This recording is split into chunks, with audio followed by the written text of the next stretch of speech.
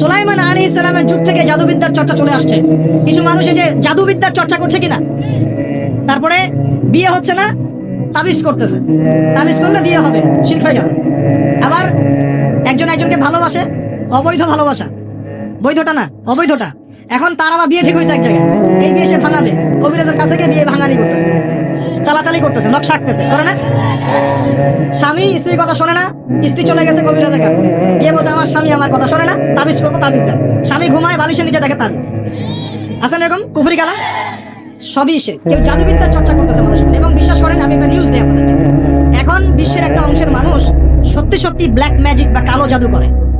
Black magic বা কালো জাদুর চর্চা হচ্ছে, আবার নতুন করে বিশ্বে কালো জাদুর চর্চা হচ্ছে। তো খেয়াল রাখতে হবে এগুলো থেকে বাঁচার জন্য কি করবো? বাঁচার জন্য প্রতিদিন 5 ওয়াক্ত নামাজ, পবিত্র অবস্থায় থাকার চেষ্টা করা, সকাল সন্ধ্যার মাসনুন দোয়া কালামগুলো পড়বেন হিজবুল মুসলিম বই থেকে। আর এই যে আপনার কোরআন তেলাওয়াত, ডেইলি একটু করে কোরআন তেলাওয়াত করলে ইনশাআল্লাহ এই ধরনের চোখ লাগা, বদনজর, জাদুটোনা সবকিছু পরাজিত হয়ে যাবে ইনশাআল্লাহ তাআলা। বহু মানুষ জিনের উপাসনা শুরু করেছে, হ্যাঁ, জিন তাবে করছে, জিনকে দিয়ে কাজ করাচ্ছে। এগুলো তো সায়েন্স বিশ্বাস করে না, করে? জিন জাতির অস্তিত্ব আছে কি নাই? ওমা খালাকতুল জিন্না ওয়াল ইনসা, আল্লাহ পাক বলেন ওমা খালাকতুল জিন্না ওয়াল ইনসা, আমি জিন আর মানুষকে সৃষ্টি করেছি কি জন্য? ইল্লা লিয়াবুদুন, আমার ইবাদত করার জন্য। আমাদের সবার সাথে একটা করে শয়তান জিন আছে, আছে না নাই? আছে। বাথরুমে যান না, বাথরুম যাওয়ার সময় কি দোয়া পড়েন? আল্লাহুম্মা ইন্নী আউযু বিকা মিনাল খুবসি ওয়াল খুবসি আর খাবাইস, মানে কি? খুবসি আর খাবাইস মানে কি? দুষ্ট নোংরা জিন শয়তান। তো সুলাইমান আলাইহিস সালামের যুগ থেকে জাদুবিদ্যার চর্চা চলে আসছে। এবং আমাদের নবী মুহাম্মদ সাল্লাল্লাহু আলাইহি ওয়াসাল্লামকেও কিন্তু জাদু করা হয়েছিল, জানেন এটা? আমাদের নবী সাল্লাল্লাহু আলাইহি ওয়াসাল্লামের মাথার চুল মোবারককে নিয়ে জাদু করেছিল এক মহিলা, ঠিক আছে? এই জাদুর অস্তিত্ব ছিল একটা কূপের নিচে। আলী রাদিয়াল্লাহু আনহু গিয়ে সেটাকে খুঁজে বের করেন, রাসূল সাল্লাল্লাহু আলাইহি ওয়াসাল্লামের সামনে ওটা ধ্বংস করে দেওয়া হয়। এরপরে এই সময় নাজিল হয় কুল আউযু বিরাব্বিল ফালাক মিন শাররি মা খালাক ওয়া মিন শাররি গাসিকিন ইযা ওয়াকাব ওয়া মিন শাররিন নাফাসাতি ফিল উকাদ। এটা হচ্ছে জাদুর আয়াত। ওয়া মিন শাররিন নাফাসাতি ফিল উকাদ ওয়া মিন শাররি হাসিদিন ইযা হাসাদ। এবার নাজিল হয় কুল আউযু বিরাব্বিন নাস মালিকিন নাস ইলাহিন নাস মিন শাররিল ওয়াসওয়াসিল খান্নাস আল্লাযী ইউওয়াসওয়িসু ফি সুদুরিন নাস মিনাল জিন্নাতি ওয়ান নাস। এই সূরা দুটো নাজিল হয় এই ঘটনার প্রেক্ষিতে। আমরা তো শানে নজুল অনেকে জানি না। এইগুলো এখন শিরকি আকীদা আমাদের সমাজে চলছে। আবার একটা কি, কথার মধ্যে শিরক চলছে। কথা আমরা বলছি আমরাই সমস্ত ক্ষমতার অধিকারী, বলছে কি না? এরকম কথা শোনা যায় না? আর তাবারাকাল্লাযী বিয়াদিহিল মুলক মানে কি? বরকতময় সেই সত্তা যার হাতে সমস্ত ক্ষমতা, রাজত্ব। তাবারাকাল্লাযী বিয়াদিহিল মুলক, তিনি বরকতময় সত্তা যার হাতে সমস্ত ক্ষমতা। আমরা বলি লা হাওলা ওয়ালা কুওয়াতা ইল্লা বিল্লাহ, কোনো শক্তি সামর্থ্য নাই কে ছাড়া? আল্লাহ ছাড়া। আর আমরা এদিকে বলছি সমস্ত ক্ষমতা আমাদের হাতে। এটা কি শিরক হচ্ছে না? শিরক হচ্ছে। আমরা বলি, অনেক সময় বলে ফেলি, ভাই কেমন আছেন? হ্যাঁ ভাই, আপনার দোয়ায় ভালো আছে। আপনি কি আমার দোয়ায় ভালো আছেন? আপনাকে বলতে হবে যে আলহামদুলিল্লাহ, আল্লাহর ইচ্ছায়, অতঃপর আপনার দোয়ায় ভালো আছে। কথা খুব সাবধানে। আলহামদুলিল্লাহ, আল্লাহর ইচ্ছায়, এবং অতঃপর আপনার দোয়ায় ভালো আছে। অতঃপর বলতে হবে, অতঃপর, এবং না, অতঃপর। বলছে মা কেমন আছে? ভালো আছে, ডাক্তার ভালো ছিল, না হলে মাকে বাঁচানো যেত না, ব্যাস শিরক হয়ে গেল। বলছে নৌকাটা ডুবে যাচ্ছিল, মাঝি ভালো ছিল, না হলে নৌকা ডুবে যেত। ড্রাইভারটা ভালো ছিল, না হলে রাস্তা নির্ঘাত অ্যাক্সিডেন্ট হতো। এইটা কথা আমরা চলতে ফিরতে শিরক করতেছি। এই যে মেয়ে ছেলেটা বল তোমাকে ছাড়া বাঁচবো না, বাঁচিয়েন না, বেঁচে থাকে কি হবে আপনার? যদি একটা মেয়ের জন্য জীবন দিয়ে দেন, তাহলে আল্লাহর জমিনে আপনি আল্লাহর জন্য কি করবেন? তো এই যে অনেক গানও আছে, দেখবেন অনেক গানের লিরিক্স গুলো, ম্যাক্সিমাম গানের লিরিক্স এর মধ্যে দেখবেন শিরকি কথা আছে। খেয়াল করে দেখবেন, ম্যাক্সিমাম গানের লিরিক্স এর মধ্যে শিরকি কথা আছে। হ্যাঁ, এই চাঁদ তোমাকে দিয়ে দিলাম, চাঁদ তোর বাপের। হ্যাঁ, তোমার জন্য তারা ছিনিয়ে এনে নিব, তারা কি তোর বাপের? তারা চাইলে ছিনিয়ে নিতে পারবে। মানে অনেক ক্ষেত্রে শিরক হচ্ছে। অনেকে দেখা যায় তোমার জন্য মরতে পারি, এরকম কথা। আমি আসলে গানের লিরিক্স আমি বলতে পারবো না, কারণ এগুলো অনেক আগের কথা। যে জীবনে হয়তো যখন অনেক ছোট ছিলাম তখন হয়তো গান টান কানে আসতো আর কি, তো ওই লিরিক্স এখন মনে নাই। কিন্তু আপনারা একটু খেয়াল করে দেখবেন, অনেক গানের লিরিক্স আছে, এগুলো কিন্তু শিরকি কথা, আল্লাহর সাথে দ্রোহিতা হচ্ছে কি না? তো এই কথায় 3টা ক্ষেত্র বললাম, কথায়, কাজে এবং চিন্তায়। এই 3টা ক্ষেত্রে মুসলিম সমাজের মধ্যে এখন শিরক বিরাজ করছে। এটা আমাদের উম্মতের সবচেয়ে বড় সমস্যা। এখন কবরে আল্লাহ রাব্বুল আলামিন প্রশ্ন করবেন, ফেরেশতাদেরকে দ্বারা প্রশ্ন করাবেন। কি? প্রথমটা মান রব্বুক, তোমার রবকে। দুনিয়াতে কেউ যদি আল্লাহর সাথে শিরক করে থাকে, সে কখনোই মান রব্বুক উত্তর দিতে পারবে না। দ্বিতীয় প্রশ্ন করা হবে মা দীনুক, এই দিন ইসলামকে যদি পরিপূর্ণরূপে কেউ গ্রহণ না করে, বিশ্বাস পোষণ না করে এবং আমলের চেষ্টা না করে, সে মা দীনুক উত্তর দিতে পারবে না। প্রশ্ন করা হবে মান হাযার রাজুল বুইসা ফীকুম, এই ব্যক্তিকে যাকে তোমাদের কাছে পাঠানো হয়েছে, সে যদি পৃথিবীতে দুনিয়ার জীবনে রাসূল সাল্লাল্লাহু আলাইহি ওয়াসাল্লামের সুন্নাহর উপর জীবন না গড়ে বা গড়ার চেষ্টা না করে, সে উত্তর দিতে পারবে না যে তিনি হচ্ছেন মুহাম্মদ রাসূলুল্লাহ সাল্লাল্লাহু আলাইহি ওয়াসাল্লাম। তাহলে আমরা শিখতে পারলাম এই পর্যন্ত যে ইসলাম একটা পরিপূর্ণ জীবন ব্যবস্থা, পরিপূর্ণ মানে জীবনের প্রতিটা ডিপার্টমেন্টের হেদায়েত আছে। আর জীবনকে আমরা 6টা ভাগে ভাগ করলাম, দেখলাম যে কুরআন সুন্নাহয় হ্যাঁ প্রত্যেকটা বিষয়ের হেদায়েত আছে। আপনি ব্যক্তি জীবনের হেদায়েত চান, এই যে আয়াত, ইয়া আইয়ুহাল্লাযীনা আমানুত্তাকুল্লাহ হাক্কা তুকাতিহি ওয়া লা তামুতুন্না ইল্লা ওয়া আনতুম মুসলিমুন। ব্যক্তি জীবনে পরিপূর্ণ মুসলিম না হয়ে মৃত্যুবরণ করো না, পাওয়া গেল ব্যক্তি জীবনের হেদায়েত। আপনি সালাতের হেদায়েত চান, আল্লাহ পাক বলছেন আকিমিস সালাহ ওয়া আতুজ যাকাত, সালাত কায়েম করো, যাকাত দাও। আপনি অর্থনৈতিক হেদায়েত পেলেন, সালাতের হেদায়েতও পেলেন। কুরআন তেলাওয়াতের হেদায়েত চান, সেটাও আছে, ওয়াতলু মা উহিয়া ইলাইকা মির রাব্বিক, আছে কি নাই? আছে। আপনি এখন চাচ্ছেন যে পারিবারিক হেদায়েত চাচ্ছি আমি, সূরা তাহরিম খোলেন 6 নম্বর আয়াত পড়ে দেখেন, আল্লাহ পাক বলছেন কু আনফুসাকুম ওয়া আহলিকুম নারা, নিজে জাহান্নামের আগুন থেকে বাঁচাও, পরিবার বর্গকে বাঁচাও। আপনি চাচ্ছেন যে আপনি অর্থনৈতিক হেদায়েত চাচ্ছেন, আল্লাহ পাক বলছেন দেখুন ফাআহাল্লাহুল বাইআ ওয়া হাররামার রিবা, আল্লাহ ব্যবসা হালাল করেছেন, সুদকে হারাম করেছেন। কোন ডিপার্টমেন্ট চান? সবকিছু এখানে আছে। দিন প্রতিষ্ঠা করতে চান, আল্লাহ পাক সূরা সফে বলছেন হুয়াল্লাযী আরসালা রাসূলাহু বিল হুদা ওয়া দীনিল হক লিইয়ুযহিরাহু আলা দীনি কুল্লি, দিন কায়েম করতে চান, আল্লাহ পাক বলছেন, কি বলছেন? ইন তানসুরুল্লাহ ইয়ানসুরুকুম ওয়া ইউসাব্বিত আকদামাকুম। আপনি দায়িত্ব অবহেলা করেছেন, আল্লাহ পাক বলছেন ওয়া ইন তাতাওয়াল্লাউ ইস্তাবদিল কওমান গায়রাকুম। উম্মার ঐক্য চান, আল্লাহ বলছেন ওয়া আতাসিমু বিহাবলিল্লাহি জামিআন ওয়া লা তাফাররাকু। একটা মানে আহলুস সুন্নাহ ওয়াল জামাআহ বা একটা নির্ভেজাল একটা দল চান দাওয়াতের জন্য, আল্লাহ বলছেন ওয়াল তাকুম মিনকুম উম্মাহ ইয়াদউনা ইলাল খায়র ওয়া ইয়া'মুরুনা বিল মা'রুফ ওয়া ইয়ানহাউনা আনিল মুনকার। শ্রেষ্ঠ জাতি হতে চান, আল্লাহ বলছেন কুনতুম খায়রা উম্মাহ উখরিজাত লিন-নাস তা'মুরুনা বিল মা'রুফ ওয়া তানহাউনা আনিল মুনকার। মানে বলতে থাকলে রাত চলে যাবে, এমন কোন ডিপার্টমেন্ট নাই যে ডিপার্টমেন্ট সম্পর্কে আল্লাহ পাক কোরআন এবং হাদিসে ব্যাখ্যা বিশ্লেষণ করেন নাই। আল্লাহ পাক সূরা কাহফের 54 নম্বর আয়াতে বলছেন যে ওয়ালাকাদ সাররাফনা ফি হাযাল কুরআন লিন-নাস মিন কুল্লি মাসাল, আমি মানব জাতির জন্য প্রতিটা বিষয় এই কোরআনে ব্যাখ্যা করেছি। এখন প্রশ্ন হচ্ছে আমি মানব কি মানব না? এখানে আপনার স্বতন্ত্র স্বাধীন ইচ্ছা শক্তি আছে। আল্লাহ পাক বলছেন লা ইকরাহা ফিদ-দীন, দিনে কোনো বাড়াবাড়ি নাই, ক্বাদ তাবায়্যানা রুশদু মিনাল গায়, এই যে স্পষ্ট হয়ে গেছে যেটা দীপ্তমান হেদায়েত এবং যেটা অন্ধকার, মানে যেটা আপনার ভ্রষ্টতা আর যেটা হেদায়েত স্পষ্ট হয়ে গেছে। আপনি চাইলে মানতে পারেন, ওই যে সূরা কাহফে আছে ওয়াকুলিল হাক্কু মির রাব্বিকুম আয়াত নাম্বার 29, ফামান শাআ ফালইউমিন, যার ইচ্ছা হয় ঈমান নিয়ে আসুক, ওয়া মান শাআ ফালইয়াকফুর, যার ইচ্ছা হয় অস্বীকার করুক। ইন্না আ'তাদনা লিযালিমিনা নারান, আমি জালেমদের জন্য আগুন প্রস্তুত করেছি। ব্যাস এতটুকু। আল্লাহ বলছেন এই দুনিয়াটা কেন? আল্লাহ পাক বলছেন লিয়াবলুয়াকুম আইয়ুকুম আহসানু আমালা, আমি দেখতে চাই তোমাদের মধ্যে আমলে কে শ্রেষ্ঠ। মানে কোন ডিপার্টমেন্ট চান? যে কোনো ডিপার্টমেন্টের হেদায়েত কোরআন শুনে পাওয়া যাবে। এখন আমার প্রশ্ন হচ্ছে আপনি আমি মানবো কিনা? আল্লাহ উত্তর দিচ্ছেন লা ইকরাহা ফিদ-দীন, দিনে কোনো বাড়াবাড়ি নাই, তুমি চাইলে মানো, না চাইলে মেনো না। আল্লাহ পাক আপনাকে ঘাড় ধরে একদম মসজিদে ঢোকাবেন না, ঢোকাবেন? আল্লাহ পাক আপনাকে ফোর্সফুলি যাকাত দেওয়াবেন না। আল্লাহ পাক আপনাকে ধরে বেঁধে একদম রমজানের রোজা রাখবেন না। আল্লাহ পাক আপনাকে দিন কায়েমের জন্য দাওয়াত এবং জিহাদের মেহনত জোর করে করাবেন না। কিছুই আল্লাহ পাক জোর করবেন না। আল্লাহ পাক শুধু স্পষ্ট করে দিয়েছেন কোনটা সত্য কোনটা মিথ্যা। এখন এটাই পরীক্ষা আমাদের এই দুনিয়ায়। দুনিয়াটা হচ্ছে কি কারাগার না? আর দুনিয়া সিজনুল লিল মুমিন ওয়াল জান্নাতু লিল কাফির, কাফেরদের জন্য দুনিয়া জান্নাত, মুমিনদের জন্য কি এটা কারাগার। এই কারাগার বা জেলখানার জীবনের সময় আবার অনির্ধারিত, কেউ জানে না কতদিনে কে বাঁচবে, কতদিনে কে মরবে। এই সময় অনির্ধারিত, কারাগারের জীবন, হেদায়েত স্পষ্ট, মানবা কি মানবা না ইচ্ছার স্বাধীনতা আল্লাহ পাক দিয়েছেন। কথা ঠিক না ঠিক? এবার আমাদের উপর এখন আল্লাহ পাক ছেড়ে দিলেন, নবীর মাধ্যমে জানিয়েও দিলেন।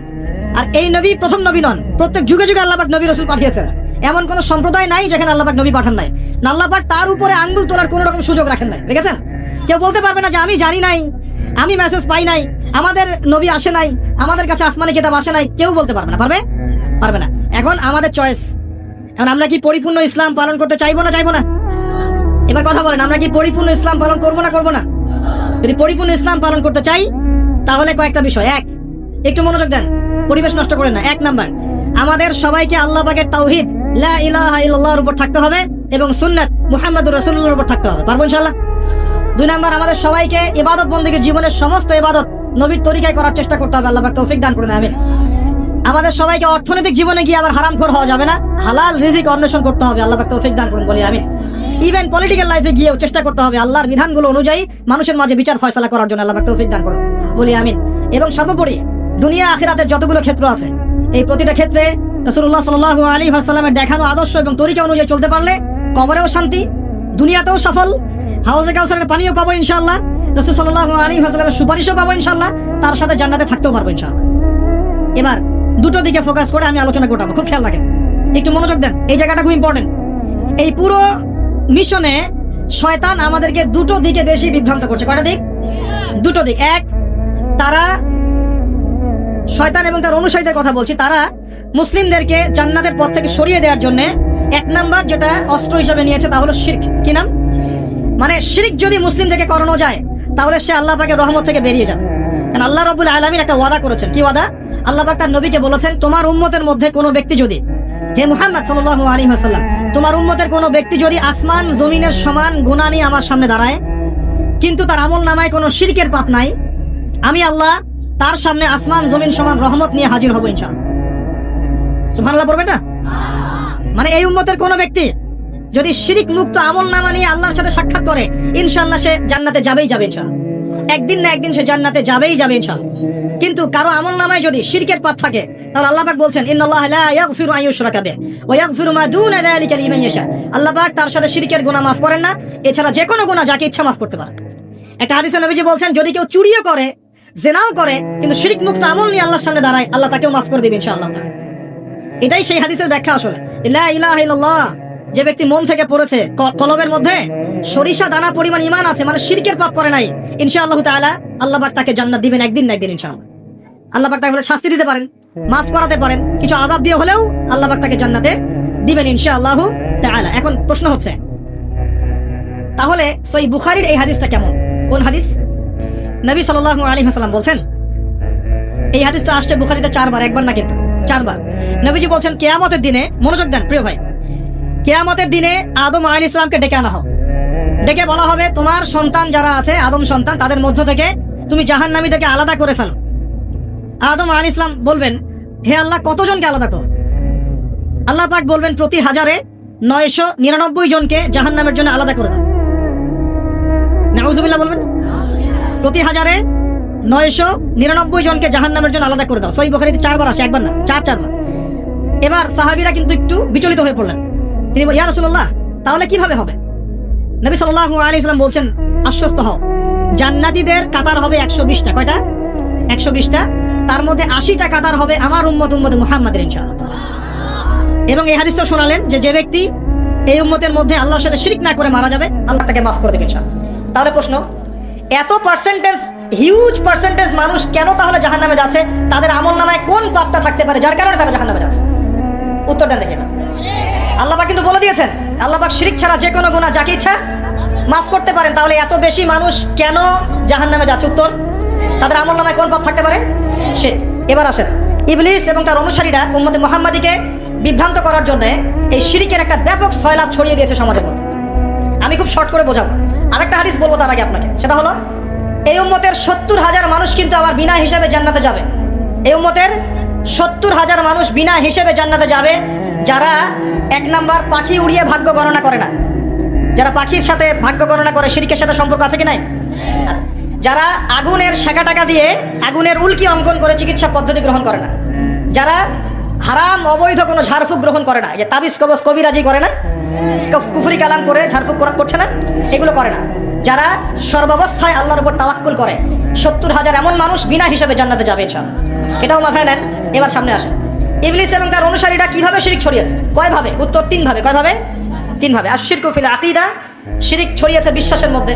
যেমন কিছু মানুষ বিশ্বাস করে এখন এই যুগে, এবং এই যুগেরও এদের সংখ্যা বেশি, তারা বিশ্বাস করে যে আল্লাহ এই মহাবিশ্ব সৃষ্টি করেন নাই, এই মহাবিশ্ব সৃষ্টি হয়েছে বিগ ব্যাং থেকে। কোরআনে সূরা আম্বিয়ার মধ্যে একটা কথা আছে, আওয়ালাম ইয়ারাল্লাযীনা কাফারু আন্নাস সামাওয়াতি ওয়াল আরদু কানাতা রাতকান ফাফাতাকনাহুমা। আল্লাহ পাক বলছেন, কাফেররা কি লক্ষ্য করে দেখে না যে আসমান সমূহ এবং জমিন একটা বিন্দুর মধ্যে ছিল একত্রিত, আমি এটাকে বিচ্ছিন্ন করে দিয়েছি। যদি তারা বলেও যে বিগ ব্যাং থেকে সব সৃষ্টি হয়েছে, আমরা বলবো এই বিগ ব্যাং এর স্রষ্টা হচ্ছেন আল্লাহ রাব্বুল আলামিন। কথা বুঝতে পারছেন? তো এই যে চিন্তা ওদের যে আল্লাহ বলতে কেউ না, এটা শিরক কিনা? কেউ কেউ চিন্তা করছে যে আল্লাহ আছেন, আরো উপাস্য আছে, যেমন আল্লাহ, তার সন্তান নাউজুবিল্লাহ ঈসা আলাইহিস সালাম এবং পবিত্র আত্মা রুহুল কুদুস। এই সংখ্যায় লোক আছে কি নাই? এদের সংখ্যা কত বিশ্বে? 300-400 কোটি হবে কিনা? না না, আরো কম হবে, হয়তো বেশি বলে ফেলছে। মানে কোটি তো হবে, 100 কোটি তো বেশি হবে নাকি? সারা বিশ্বে মুসলিমদের সংখ্যা বেশি না খ্রিস্টানদের? খ্রিস্টানদের মধ্যে এক শ্রেণীর খ্রিস্টান, তারা সবাই বলে না, এক শ্রেণীর খ্রিস্টান বলে যে আল্লাহ 3 জন, 3 ইলাহ বিশ্বাস, 3 খোদায় বিশ্বাস করে। এই কয়েকদিন আগে বলেছি আমরা কি, নাউজুবিল্লাহ বলেছে মেরি ক্রিসমাস, বলেছে না? 25শে ডিসেম্বর এবং মুসলিমরাও এর সাথে একাত্মতা প্রকাশ করেছে। আস্তাগফিরুল্লাহ ওয়া আতুবু ইলাইহি। সূরা মারিয়ামে আল্লাহ পাক বলছেন তারা এমন একটা কথা বলে, ওয়াকালু ইত্তাখাযাল্লাহু ওয়ালাদা, তারা বলে আল্লাহ সন্তান গ্রহণ করেছেন। নাউযু বিল্লাহ। লাকাদ জিতুম শাইআন ইদ্দা তাকাদু সামাওয়াতু ইয়াতাফাত্তারনা মিনহু ওয়া তানশাক্কুল আরদু ওয়া তাখিরুল জিবালু হাদ্দা। আল্লাহ পাক বলছেন কথার ওজনগুলো দেখেন। আল্লাহ পাক বলছেন যখন তারা বলে যে আল্লাহ সন্তান গ্রহণ করেছে, তখন আসমান নিজেই ফেটে পড়তে চায়, জমিন নিজেই চৌচির হতে চায় এবং পাহাড়গুলো নিজেই থরথর করে কেঁপে ভেঙে পড়তে চায়। আল্লাহ পাক এদেরকে ক্ষমতা দিতেন, যে ইচ্ছার স্বাধীনতা দিতেন, হ্যাঁ করো, তাহলে আসমান ফেটে পড়তো। এখন যখন আমরা বলছি যে মেরি ক্রিসমাস, আসমান ফেটে পড়তো। আল্লাহ পাক বলছেন সূরা মারিয়ামের শেষের দিকে পড়ে দেখেন, আল্লাহ পাক বলছেন ওয়াকালু ইত্তাখাযার রহমানু ওয়ালাদা, তারা বলে রহমান সন্তান গ্রহণ করেছেন। নাউযু বিল্লাহ। তাকাদু সামাওয়াতু ইয়াতাফাত্তারনা মিনহু, এই কথা শুনে আসমান ফেটে পড়তে চায়। ওয়া তানশাক্কুল আরদ, জমিন চৌচির হতে চায়। ওয়া তাখিরুল জিবালু হাদ্দা, পর্বত ফেটে পড়তে চায়, চৌচির হতে চায়। সুবহানাল্লাহ। লাকাদ জিতুম শাইআন ইদ্দা, তোমরা একটা চরম রকম ভয়ঙ্কর মিথ্যা প্রতারণাপূর্ণ কথা নিয়ে এসেছো। যখন বলছে কেউ মেরি ক্রিসমাস, তার মানে সে স্বীকার করছে যে 25শে ডিসেম্বরে আল্লাহ পাক ঈসা আলাইহিস সালামকে জন্ম দিয়েছেন। নাউযু বিল্লাহ। তাই কি না? বুঝতে পারেন না কথা? আর আমরা নামাজে বলছি লাম ইয়ালিদ ওয়া লাম ইউলাদ কুল হুয়াল্লাহু আহাদ আল্লাহুস সামাদ। লাম ইয়ালিদ, তিনি কাউকে জন্ম দেন নাই, ওয়া লাম ইউলাদ, তাকেও কেউ জন্ম দেয়নি, ওয়া লাম ইয়াকুল লাহু কুফুয়ান আহাদ। একবার এই সূরা পড়লে কোরআনের 3 ভাগের 1 ভাগ পড়ার নেকি হয়ে যায়। 3 বার পড়লে 1 খতম কোরআনের নেকি হয়ে যায়। এমনি এমনি হয় না, কারণ কোরআনের 3 ভাগের 1 ভাগ হচ্ছে আল্লাহর তাওহীদ। কোরআনের 3 ভাগের 1 ভাগ কি? আল্লাহর তাওহীদ। এই যে 3 ভাগের 1 ভাগ। আরেক ভাগ হচ্ছে হুকুম আহকাম, কি করবে কি করবে না। আরেক ভাগ হচ্ছে হিস্ট্রি, ইতিহাস, কি হয়েছে এই পর্যন্ত বিশ্বে। কোরআন 3 ভাগে ভাগ করতে পারবেন আপনি। প্রিয় ভাইরা, এটা শিরক কিনা? এবং কোটি কোটি মানুষ কি এই শিরকে বিশ্বাস করে কিনা? এখন ওই সমাজে গিয়ে যদি আপনি বলেন সামাজিকতার খাতিরে মেনে নিচ্ছি যে এটা শিরক, তারপরে আমি তো আপোষ করলাম, চলবে? এখন কিছু মানুষ সামাজিকতার দোহাই দেয়। সামাজিকতা কোন সমাজে? যে সমাজ আমাকে শিরক শেখায় ওই সমাজ, যে সমাজ আমাকে হারাম খাওয়া শেখায় সেই সমাজ, যে সমাজে মানুষ বেদাতি আমল করে সেই সমাজ। কোন সমাজের পূজা করবেন? কোন সমাজের ইত্তেবা করবেন? যেই সমাজ নবী সাল্লাল্লাহু আলাইহি ওয়াসাল্লামের আদলে গড়া সমাজ, সেই সমাজের আমরা তাবেদারি করবো ইনশাআল্লাহ। আর যেই সমাজ জাহেলিয়াতের আদলে গড়া, সেই সমাজের তাবেদারি করতে হবে। আল্লাহ পাক বোঝার তৌফিক দান করেন। তো এই যে কিছু মানুষ এখানে শিরক করছে, তারপর কিছু মানুষ কি বলছে যে গ্রহ নক্ষত্র চন্দ্র সূর্যের উপাসনা করা যায়, করছে না মানুষ? কিছু মানুষ কবর পূজা করছে কিনা? করছে কিনা? কিছু মানুষ মাজারের পূজা করছে কিনা? কিছু মানুষ মৃত ব্যক্তির কাছে নজর মানত করে কিনা? কিছু মানুষ মৃত ব্যক্তির কাছে যে কুরবানি জবাই করে কিনা? কিছু মানুষ এই যে জাদুবিদ্যার চর্চা করছে কিনা? তারপর ওই যে ভাগ্য গণনা করছে কিনা রাশিফল দেখে? কিছু মানুষ টিয়া পাখির মাধ্যমে ভাগ্য গণনা করছে কিনা? প্রত্যেকটা রন্ধ্রে রন্ধ্রে শিরক। প্রথম শিরক হচ্ছে আকীদার, বিশ্বাসের। আল্লাহ ছাড়া কেউ সন্তান দিতে পারে, বিশ্বাস করলে শিরক। আল্লাহ ছাড়া কেউ আমাকে পরকালে বাঁচাবে, বিশ্বাস করলে শিরক। আল্লাহ ছাড়া কেউ আমাকে ভালো করতে পারে, বিশ্বাস করলে শিরক। খারাপ করতে পারে, বিশ্বাস করলে শিরক। আল্লাহ ছাড়া কেউ উপকার অপকার করতে পারে, বিশ্বাস করলে শিরক। আল্লাহ থেকে সব হয়, এই কনসেপ্টের বাইরে গেলেই শিরক হয়ে যাবে। সব কিছু কার থেকে হয়? তো এই যে লা ইলাহা ইল্লাল্লাহ একটা আকীদার বিষয়, প্রথমে আকীদার মধ্যে শিরক ঢুকেছে। একটা শিরক ঢুকেছে আমলের মধ্যে, আর শিরকু ফিল আমাল, আমলগুলোর মধ্যে। কিরকম? এই যে আল্লাহ বাদ দিয়ে অন্য কাউকে সেজদা করা, আল্লাহ বাদ দিয়ে অন্য কারোর জন্য নজর মানত করা, আল্লাহ বাদ দিয়ে অন্য কারোর জন্য এই যে আপনি কুরবানি করছেন, হ্যাঁ, আল্লাহ ছাড়া অন্য কারোর কাছে দোয়া করছেন, সবই শিরক।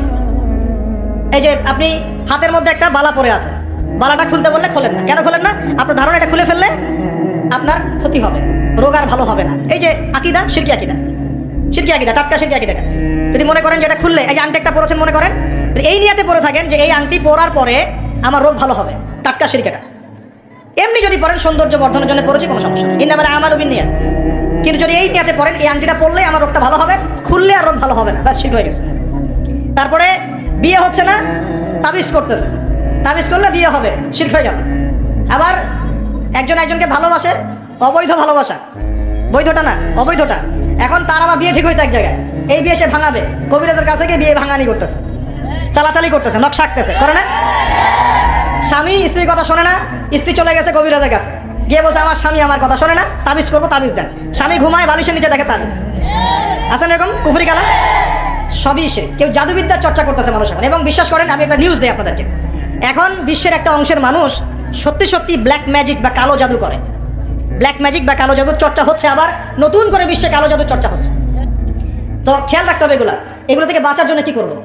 বাঁচার জন্য প্রতিদিন 5 ওয়াক্ত নামাজ, পবিত্র অবস্থায় থাকার চেষ্টা করা, সকাল সন্ধ্যার মাসনুন দোয়া কালামগুলো পড়বেন হিজনুল মুসলিম বই থেকে।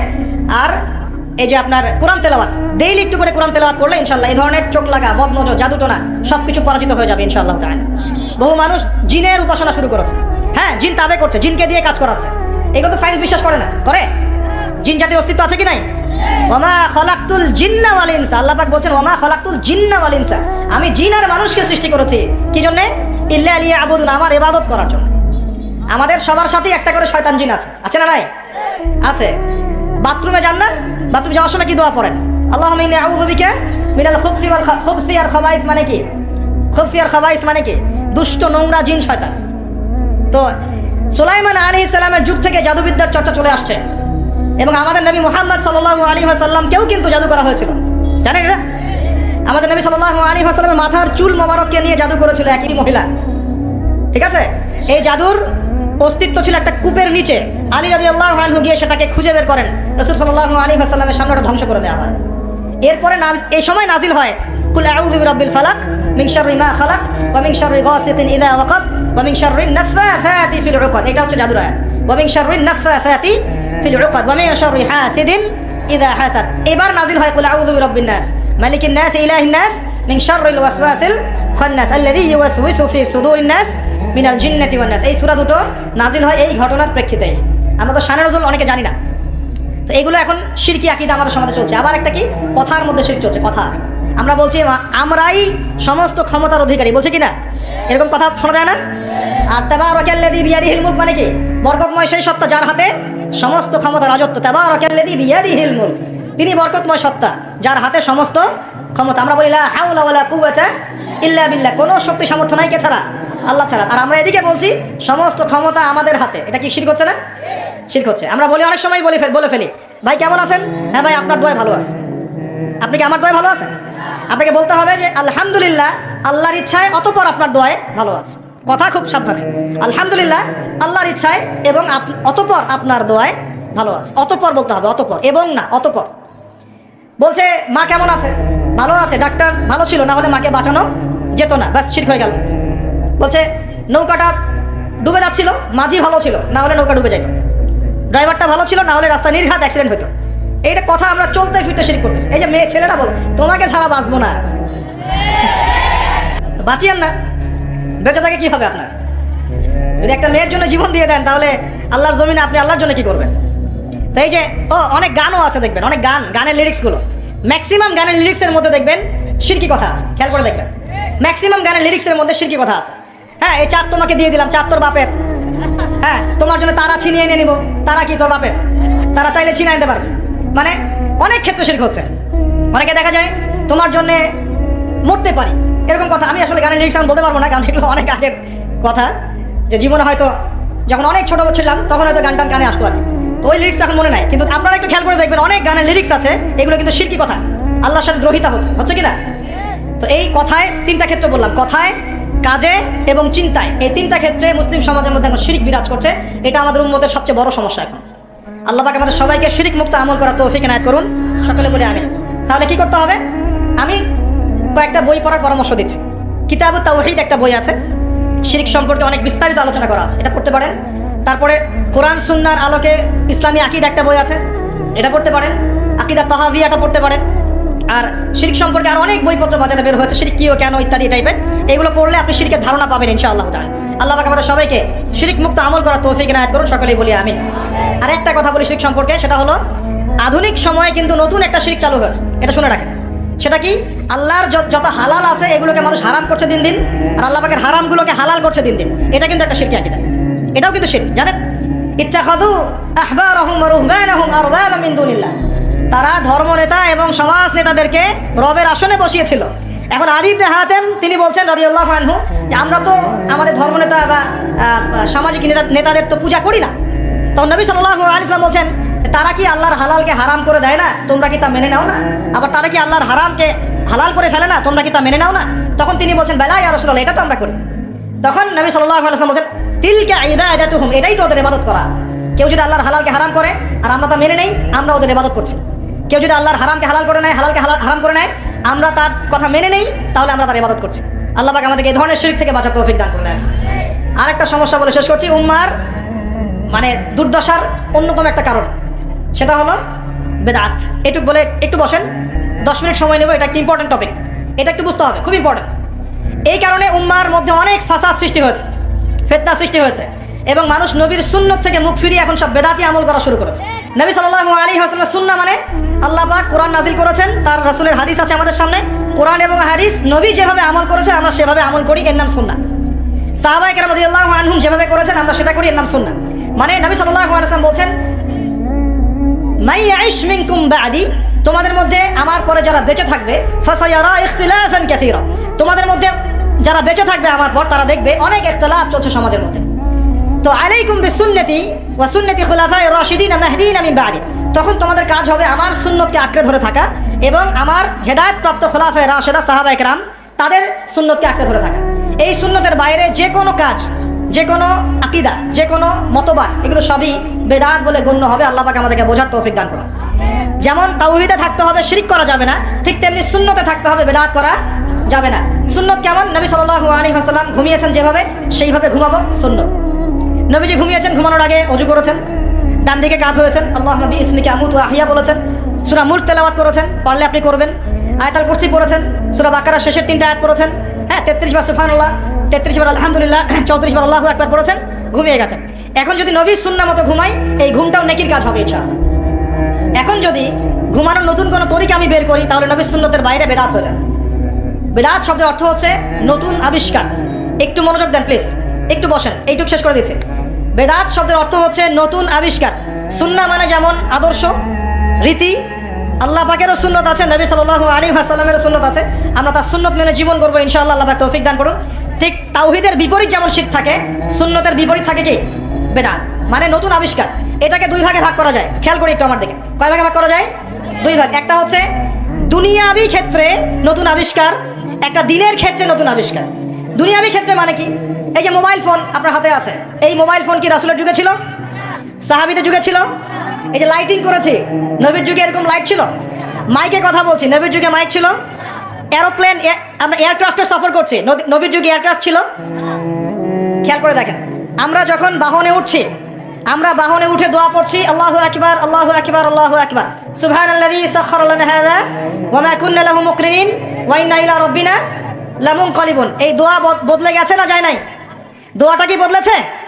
এই দোয়াটা নবী সাল্লাল্লাহু আলাইহি ওয়াসাল্লাম গাধার পিঠে উঠে পড়েছেন, ঘোড়ার পিঠে উঠে পড়েছেন, ওই সময়কার সমসাময়িক বাহনের পিঠে উঠে পড়েছেন। আমরা এ যুগের সমসাময়িক বাহনের পিঠে উঠে একই দোয়া পড়ছি। দোয়া কি চেঞ্জ হয়েছে না বাহন চেঞ্জ হয়েছে? এই যে বাহন যে পরিবর্তন হয়েছে, এটা টেকনোলজি না, প্রযুক্তি, টেকনোলজি। এটা হচ্ছে দুনিয়ার ক্ষেত্রে বেদাত, যেটা সম্পূর্ণ জায়েজ। কথা বুঝতে পারছেন? এটা সম্পূর্ণ জায়েজ যতক্ষণ পর্যন্ত না স্পষ্ট কোনো দলিল পাওয়া যাচ্ছে এটার এগেনস্টে, যেটা হারাম। স্পষ্ট দলিল না পাওয়া যাওয়া পর্যন্ত এটাকে আপনি বৈধ রাখতে পারেন, এটা 1 নাম্বার। আরেকটা বেদাত হলো দিনের ক্ষেত্রে বেদাত। দিনের ক্ষেত্রে কেমন? নবী সাল্লাল্লাহু আলাইহি ওয়াসাল্লাম বলছেন, মান আহদাথা ফি আমরিনা হাযা, সহিহ মুসলিম হাদিস নাম্বার 1718।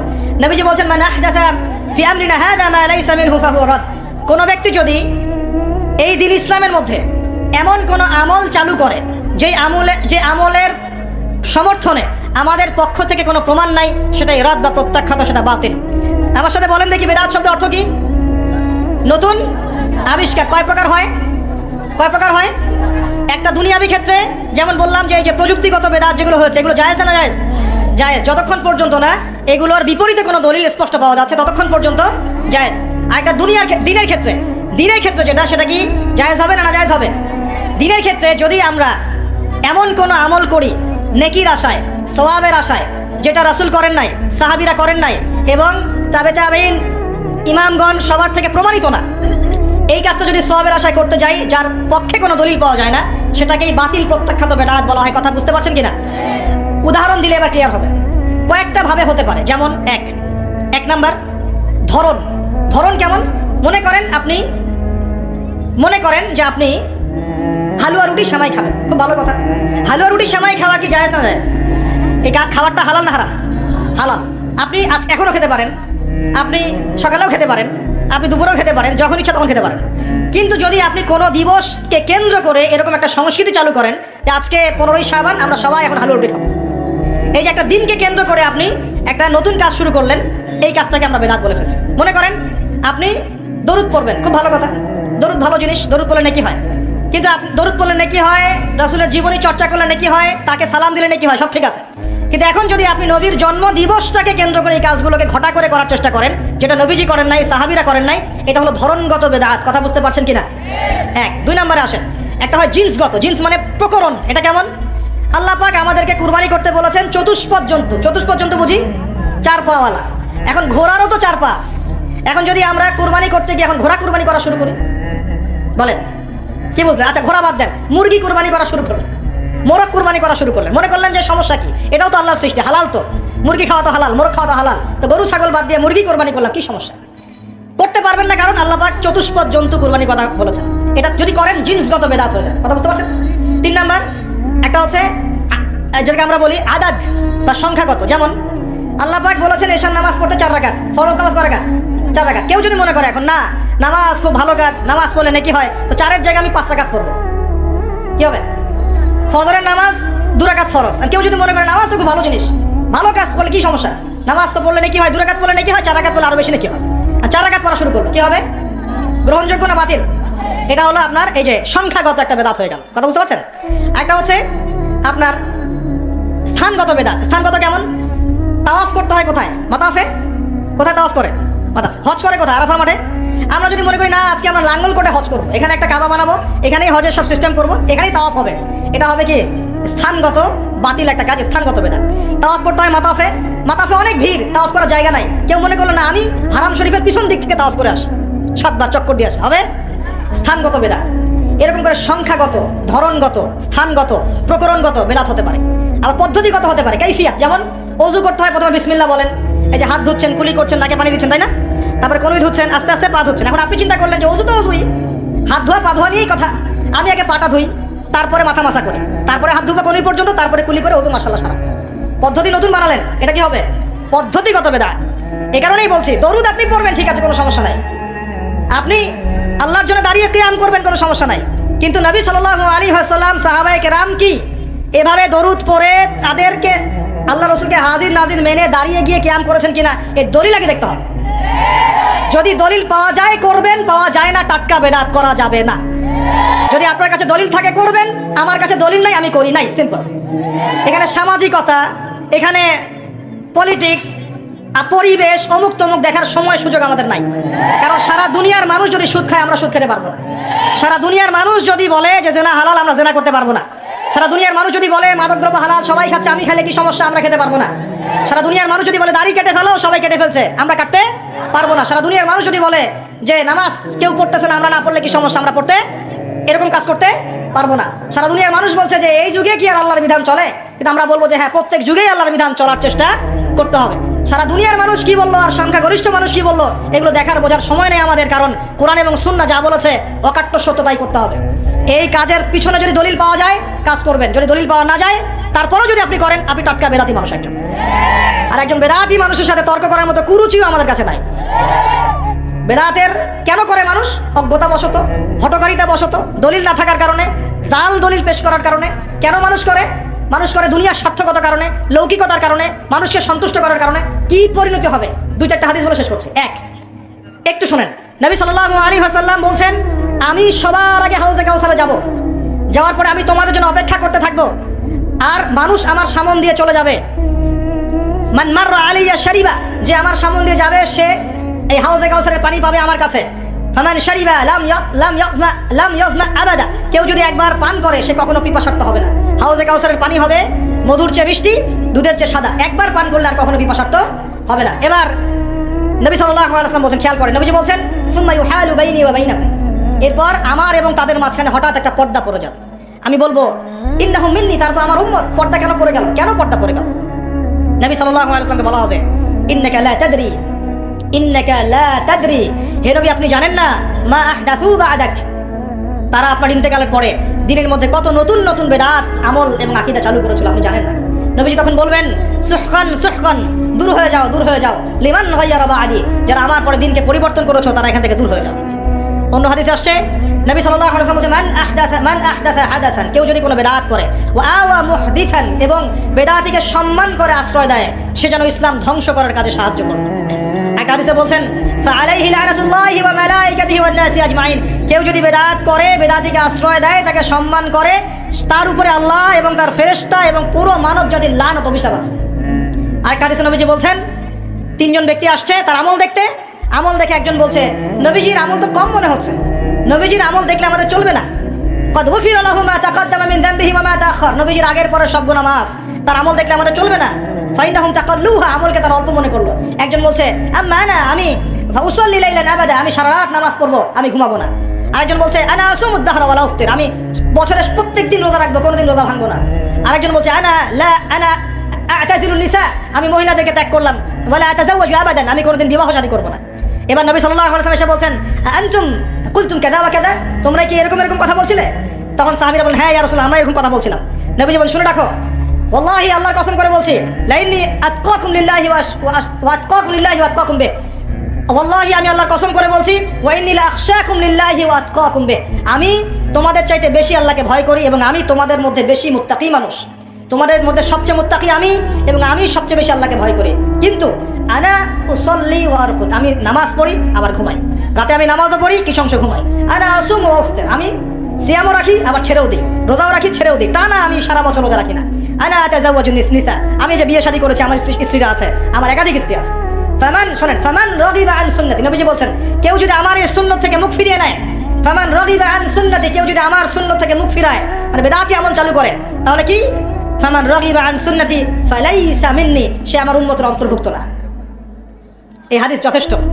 নবীর সুন্নাত যখন যেটা যেভাবে পাবেন সেইভাবে আমল করবেন, এর বাইরে কোনো তরিকা ফলো করতে গেলে কি হবে? সুন্নাহর খেলাফ বেদাত হবে। বেদাত করলে আমল ধ্বংস হয়ে যায়, আল্লাহ পাকের লানত পেতে হয়, ফেরেশতারা অভিশাপ করেন, পুরো মানব জাতি অভিশাপ করেন।